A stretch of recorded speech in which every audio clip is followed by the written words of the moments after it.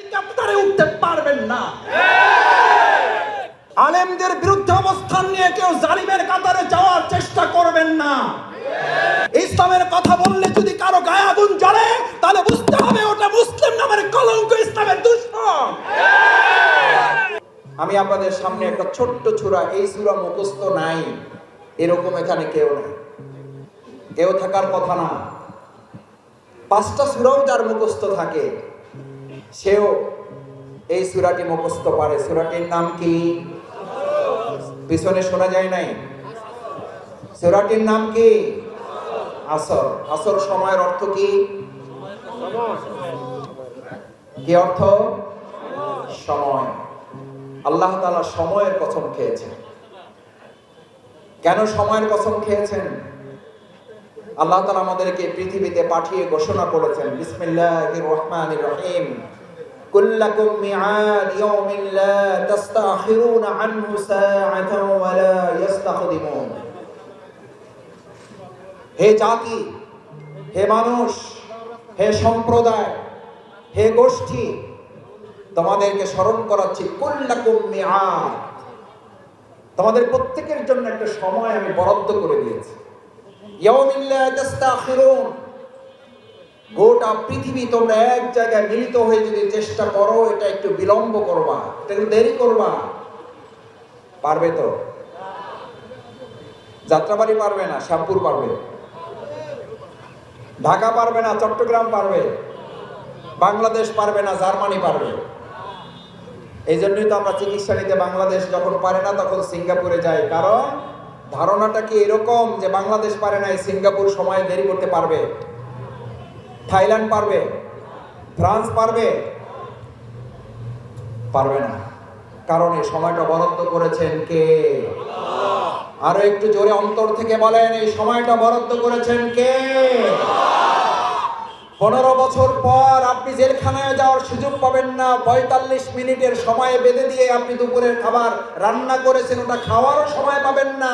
হেলিকপ্টারে 14টা ব্রিফকেস গুটায় উঠতে হবে। এই সময় নির্ধারণ করেছেন কে? কে নির্ধারণ করেছেন?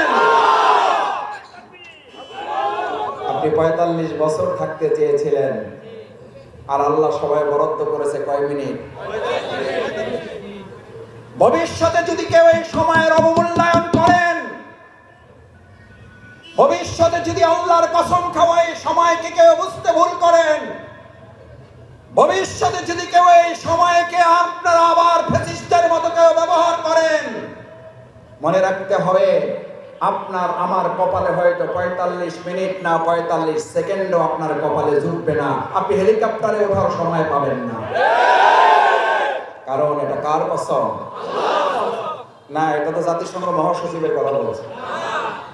আচ্ছা, যদি জাতিসংঘ মহাসচিবের কথা না বলি, যদি এটা কোনো প্রধানমন্ত্রী, এটা যদি কোনো রাষ্ট্রপতি, কোনো দলের মন্ত্রী, এমপি, অথবা দলের কোনো আমির, অথবা দলের কোনো সভাপতি, চেয়ারম্যান, মহাসচিবের কথা না বলি, যদি এটা কোরআনের কথা বলি, তাহলে যদি শফিকুল ইসলাম মাসুদের গা জ্বলে, তাহলে বুঝতে হবে ওই ব্যক্তির সাথে কোরআনের সম্পর্ক নাই, ওই ব্যক্তি কোরআনের বিরুদ্ধে শত্রু, কোরআন সহ্য করতে পারে না, কোরআন বিরোধীদেরকে আল্লাহ সহ্য করেন না।